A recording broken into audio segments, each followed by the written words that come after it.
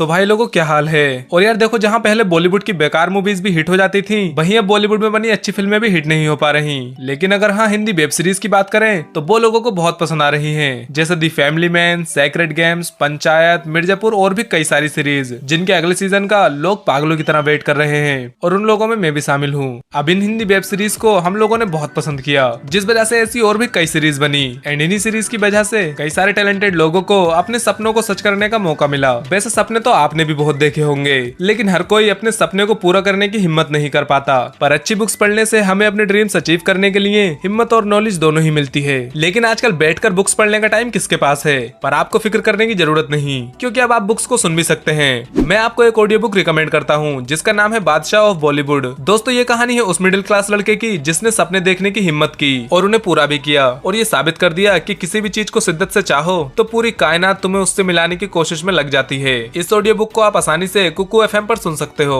Kuku FM app India का number 1 audio learning platform है, जहां पर आप 4000 घंटे से भी ज्यादा का कंटेंट सुन सकते हैं ऑडियो फॉर्मेट में, और वो भी अपनी रीजनल लैंग्वेज में। इसे प्ले स्टोर पर 4.5 की रेटिंग मिली है और इसमें बुक्स और समरीज भी मौजूद हैं। वैसे तो इसका ईयरली सब्सक्रिप्शन 399 रुपीज का है, लेकिन अगर आप मेरा कूपन कोड CINM50 यूज करोगे तो आपको कुकू एफएम का सब्सक्रिप्शन 199 रुपीज में मिलेगा, वो भी पूरे 1 साल के लिए। लेकिन याद रखना ये ऑफर सिर्फ पहले 250 यूजर्स के लिए ही वैलिड है। तो देर किस बात की, नीचे डिस्क्रिप्शन में लिंक दी हुई है, आप वहां से इसे इजीली डाउनलोड कर सकते हैं। चलो वापस टॉपिक पर आते हैं। तो वेब सीरीज के ज्यादा पसंद आने का एक रीजन ये भी हो सकता है कि उसमें सेंसर बोर्ड अपनी टांग नहीं अड़ाता। सेंसर बोर्ड का वेब सीरीज से कोई भी लेना देना नहीं है। देखो हमारे यहाँ है central board of film certification. अगर कोई भी पिक्चर इंडिया में रिलीज होती है तो उसे यहीं से गुजर के ही जाना पड़ता है। और मैं सिर्फ बॉलीवुड की नहीं बल्कि उन सारी मूवीज की बात कर रहा हूँ जो इंडिया में रिलीज होती हैं। वो सभी सेंसर बोर्ड से गुजर के ही हम तक पहुँचती हैं। और हाँ, हॉलीवुड मूवीज भी। अब सेंसर बोर्ड को जो सीन्स पसंद नहीं आते वो उन्हें मूवी से कट करने के लिए कहते हैं, क्योंकि उन कट्स के बाद ही वो उस फिल्म को रिलीज की परमिशन देंगे। जिस वजह से हम थिएटर्स में जो मूवीज देखते हैं उनमें पहले से ही काफी कट लगे हुए होते हैं। हालांकि मैं नहीं चाहता कि मूवीज में इतने ज्यादा कट्स लगाए जाएं, क्योंकि कट्स लगाए जाएंगे तो फिर रेटिंग सिस्टम किस लिए बना है। भाई डेडपूल जैसी फिल्म में इन्होंने 7 कट लगाए थे। लेकिन यहीं पर आती है अपनी वेब सीरीज जो कि OTT पर रिलीज होती है, और OTT पर सेंसर बोर्ड लागू नहीं होता, इसलिए उसमें कोई भी औसम सीन को कट नहीं किया जाता। एंड डायरेक्टर जो स्टोरी हमें दिखाना चाहता है वो बिना किसी कट के हमें देखने को मिलती है। मुझे इस बात को लेकर पूरा यकीन है कि अगर सेंसर बोर्ड OTT पर भी लागू होता तो हमें मिर्जापुर और सेक्रेड गेम्स जैसी सीरीज कभी नहीं मिल पाती, और अगर मिलती भी तो बहुत ही संस्कारी टाइप की। सेंसर बोर्ड इन शोज का भी बेड़ा गर्क कर देता। भाई खुद ही इमेजिन कर लो कि बिना गालियों के गुड्डू भैया कैसे ही लगते। प्लस इन शोज से वायलेंस और सेक्सुअल सीन्स को भी हटा दिया जाता। अब शायद OTT पर सेंसर बोर्ड के न होने की वजह से ही लोग वेब सीरीज को इतना एंजॉय कर पाते हैं, क्योंकि यहाँ हमें डायरेक्टर्स का विजन बिना कट्स के दिखाया जाता है। देखो इसका मतलब ये नहीं है कि वेब सीरीज में कट्स नहीं होते। कट्स तो ऑब्वियसली होते ही हैं, जिन्हें डिलीटेड सीन्स भी बोलते हैं, पर उनको हटाने के लिए फोर्स नहीं किया जाता, बल्कि ये स्टूडियो का ही डिसीजन होता है कि वो किस एपिसोड से किस सीन को हटाना चाहते हैं। लेकिन उससे सीरीज पर फर्क नहीं पड़ना चाहिए और स्टोरी का एक प्रॉपर फ्लो बना रहना चाहिए। सीधी सी बात यह है कि वेब सीरीज में हमें अनकट स्टोरी लाइन्स मिलती हैं, वही मूवीज में कटा हुआ माल मिलता है, बहुत ज्यादा कटा हुआ। इसी वजह से सीरीज में कैरेक्टर डेवलपमेंट ज्यादा बेहतर होता है कंपेयर टू मूवीज। देखो यार, मैं ये नहीं कह रहा कि सारे ही वेब सीरीज फिल्मों से ज्यादा बेहतर होती है। मैं ये कह रहा हूँ कि सीरीज में कैरेक्टर्स को ज्यादा अच्छे से डेवलप किया जाता है मूवीज के कंपेयर में, क्योंकि भाई मोस्टली सीरीज का रन टाइम 8 से 10 घंटे होता है और मोस्टली मूवीज का 2 से 2.5 घंटे। इसलिए सीरीज के कैरेक्टर्स से हम इतना कनेक्ट कर पाते हैं। हालांकि फिल्मों का भी डायरेक्टर्स कट लंबा होता है, पर पहले उस पर स्टूडियो की कैंची चलती है और फिर इंडियन सेंसर बोर्ड की, एंड देन हम उन मूवीज को देखते हैं। सिंपली बताऊं तो यार, रन टाइम की वजह से सीरीज में कैरेक्टर्स ज्यादा अच्छे से डेवलप हो पाते हैं, और ये चीज मैंने खुद पर्सनली फील की है। जैसे मिर्जापुर में तो मुन्ना भैया का जलवा है ही, पंचायत में भी बस एक गाँव की स्टोरी है, बट फिर भी हम उससे कितना कनेक्ट कर पाते हैं। और लास्ट में आप ही मुझे इस बात का जवाब दो कि सेक्रेड गेम्स वेब सीरीज न होकर अगर एक मूवी होती तो आपको कैसा लगता।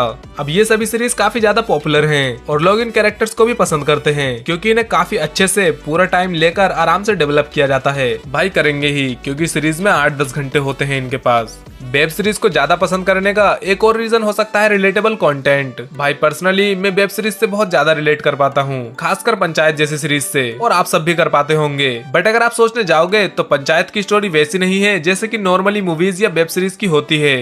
इसमें कोई विलन ही नहीं है बन राकस के अलावा। मेरा मतलब कि इसमें कोई टिपिकल हीरो विलन वाली स्टोरी नहीं है, बल्कि इस सीरीज में एक आम इंसान के स्ट्रगल को दिखाया गया है। और इसीलिए वेब सीरीज ज्यादा पसंद आने का एक और रीजन रिलेटेबल कंटेंट भी हो सकता है, क्योंकि most of the web series आम लोगों के लिए काफी ज्यादा रिलेटेबल होती हैं। लेकिन वेब सीरीज को लेकर लोगों की एक छोटी सी प्रॉब्लम ये रही है कि इनमें इतनी गालियां क्यों होती हैं। मेरा मतलब कि जिन सीरीज में भर भर के न्यूडिटी है, वायलेंस है, उनमें तो गालियां होना नॉर्मल सी बात है। पर जो सीरीज कायदे से बिल्कुल संस्कारी लगती हैं, उनमें भी किसी न किसी सीन में गालियां सुनाई पड़ ही जाती हैं। और अगर इस पर मैं अपना ओपिनियन दूं तो भाई मेरे को सीरीज में गालियां होने से कोई फर्क नहीं पड़ता, क्योंकि यार मैं हूँ यूपी से, इसलिए सीरीज में जितनी ज्यादा गालियां होंगी मेरे लिए तो उतना ज्यादा ही रिलेटेबल होगा। पर हाँ, इससे एक परेशानी ये आ जाती है कि इन सीरीज को फैमिली के साथ देखना आपके लिए जानलेवा साबित हो सकता है, इसलिए सावधान रहें और सतर्क रहें। मेरा मतलब कि इन सीरीज को अकेले में या कुछ फ्रेंड्स के साथ देखने में ज्यादा मजा आता है। एंड देखो, मैं बार बार कह रहा हूँ, ऐसा नहीं है कि हम मूवीज से रिलेट नहीं कर पाते, लेकिन ज्यादातर फिल्मों में हीरो या विलन को ऐसा दिखाया जाता है जो हमारे लिए रिलेटेबल नहीं होता। जैसे हीरोपंती 2 के विलेन और हीरो दोनों से ही रिलेट कर पाना बहुत मुश्किल काम है। पर इन सीरीज के कैरेक्टर्स टिपिकल मूवीज के कैरेक्टर्स से काफी डिफरेंट और रिलेटेबल होते हैं। पर ऐसा होने का भी तो कोई ना कोई रीजन होगा ना, तो वो रीजन मुझे लगता है न्यू आर्टिस्ट हैं। आर्टिस्ट से मेरा मतलब यहाँ सिर्फ एक्टर्स से नहीं बल्कि राइटर और डायरेक्टर से भी है, क्योंकि भाई आखिर वही तो हैं जो सीरीज को डेवलप करते हैं। अब सेक्रेट गेम्स में तो एक्टर्स और डायरेक्टर्स दोनों ही काफी फेमस थे, लेकिन पता है पंचायत के डायरेक्टर कौन है? बिल्कुल चुप। हाँ, यही बंदा दीपक कुमार मिश्रा, इसी ने ही पंचायत के दोनों सीजन्स को डायरेक्ट किया है। अब जरा सोचो कि अगर वेब सीरीज जैसी कोई चीज नहीं होती तो क्या इस बंदे को कभी मौका मिल पाता, क्योंकि ये अभी तक 3 सीरीज डायरेक्ट कर चुके हैं। चलो एक सेकंड के लिए उसे छोड़ भी देते हैं, तो क्या हमें कभी पंचायत जैसी कोई सीरीज देखने को मिल पाती? और ये तो सिर्फ मैंने एक एग्जाम्पल दिया है। इन सीरीज की वजह से ही आज न जाने कितने टैलेंटेड लोगों को मौका मिल रहा है, और उन्हीं टैलेंटेड लोगों की वजह से हमें अच्छा कंटेंट मिल रहा है। देखो, ओटीटी प्लेटफॉर्म्स क्वांटिटी पर बहुत ज्यादा ध्यान देते हैं, इसलिए आए दिन इनकी वेब सीरीज आती ही रहती हैं, ताकि ऑडियंस इनका सब्सक्रिप्शन लेती रहे। अब ज्यादा लोगों को अट्रैक्ट करने के लिए इन्हें ज्यादा कंटेंट प्रोड्यूस करना पड़ता है, वो भी अलग अलग कैटेगरी का, और वेब सीरीज का बजट भी कम ही होता है, जिस वजह से ये किसी बड़े एक्टर या डायरेक्टर की बजाय ऐसे एक्टर और डायरेक्टर की तरफ भागते हैं जहाँ से इनका काम कम पैसों में हो जाए, और यहीं पर मौका मिलता है न्यू टैलेंट को। इसी वजह से कोई कोई सीरीज इतनी ज्यादा बेहतर बन जाती है और कोई कोई बिल्कुल वाहियात। पर जिसके अंदर टैलेंट होगा वो कंटेंट बेहतर ही बनाएगा। हालांकि मूवीज में भी नए टैलेंट को मौका मिलता है, पर इतना ज्यादा नहीं। प्लस एक फीचर फिल्म के लिए एक्टर और डायरेक्टर दोनों को ही सालों का वक्त लग सकता है। हालांकि वेब सीरीज में भी काम मिलना इतना आसान नहीं होता,